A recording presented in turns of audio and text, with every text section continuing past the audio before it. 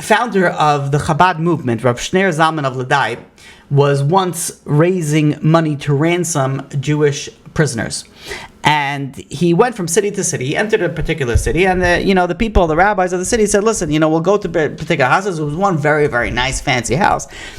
The rabbi, the other rabbi said to Rav Shneur Zalman, you can't go to this. He's a miser. It's a waste of time. Don't even bother with it. He gives everybody like a penny. It doesn't make any sense. And the rabbi says, no. He says, I want to go to that house. Let's start off with that house. So they said, no, you don't understand. He says, we've been going in for so many years. The guy is a miser. He's extremely wealthy, but he's not able to part with his money.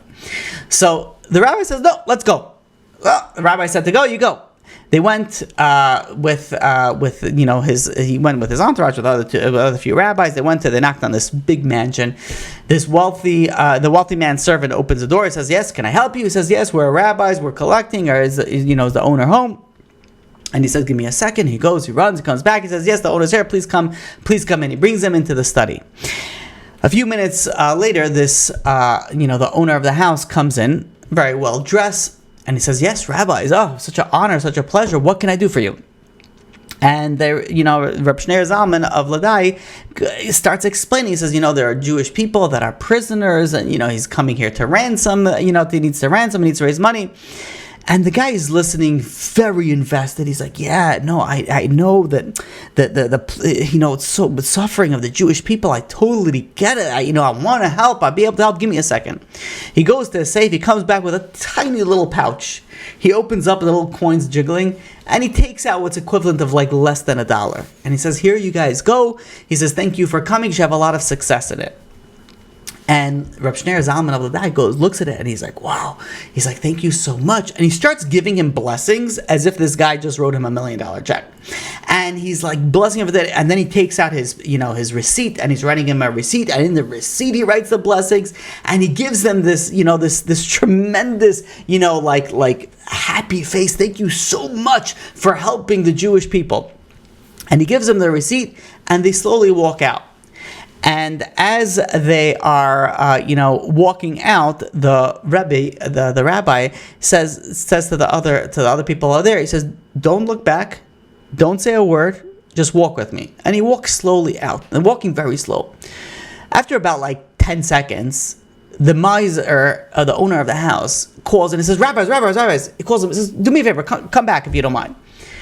And they turn around and they come back. He says, "Yes, can I help you?" And the miser is thinking, and he's like, "What? How much do you need to raise to get these people out?" And the rabbi responded. He says, "We need to raise 5,000 golden, coins." And he says, "Wow, that's a lie." He says, "Do me a favor, come in. I want to give you more." They come back in. He sits him down in his office. He runs back down to his safe. He comes back up a few minutes later with a big bag. And he says, "This is 1,000 gold coins. I want to give this to you to help ransom these Jewish prisoners." The other rabbis that were local, their jaws dropped down. They're like, "This guy never gave more than $1. Now he's giving 1,000 golden coins. This is a tremendous amount of money." And Reb Shneur Zalman of Ladai takes the money and he says, "Oh, thank you so much." And he gives him the same style blessing as he gave him when he gave him $1. And he starts bestowing blessing, and he takes out a receipt and he writes with all the blessing, and he gives it and he gives it back to this miser. And they thank the miser, and they start walking away. Again, the rabbi says, "Don't say anything, just walk with me." And they walk slowly. They get, down the driveway, and all of a sudden, the owner of the house calls them and says, "Rabbis, do me a favor, if you don't mind, just, come back." And, they come back and says, "Yes, what can we do for you?" He says, "Come inside. I want to give you more. I really feel for this cause." They come back, they sit back in his office, he runs back to the safe, he comes back with even a bigger bag, and he says, "Here's the entire amount, here's the 4,000 gold coins, you could take it and ransom the Jewish, the Jewish prisoners." And he goes, and the rabbi, Reb Shneur Zalman of Ladai, starts giving him the blessings, same blessings as he gave with $1, with 1,000, with the 5,000, with the 4,000. Gives them all the blessing, they sign gives them a receipt with all the blessing, and they, they part ways. The other rabbis of the community, they see this. They're like, "You don't understand what type of a miracle this is. This guy never gave $1. How did you get him to give?" They couldn't understand that he gave the entire sum. And the Rab Shneur Zalman respond. He says, everybody who gives a dollar to it, they throw it in the face. What do they say? Like, okay, maybe they try to be nicer. Can you give a little bit more? Can you give a lot? Yeah, the miser was wrong. Yeah, he should have given more if he had the ability to. But you can give all the excuses, but that's not our responsibility. Our responsibility. He gave charity. Okay, that's what we thank them and we bless them. If the rabbi would have responded in a negative way, be like, wait a minute, you live in this beautiful house, you could have, or forget about even going there. If the rabbi would have just responded, maybe you could do a little bit more, the miser wouldn't have given anything.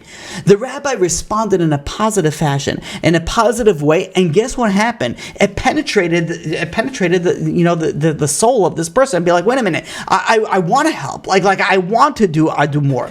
Meaning that our response to any interaction can change the other person, meaning that the other person has the ability to affect you based on their mood, but you have the ability to affect the other person on how you respond.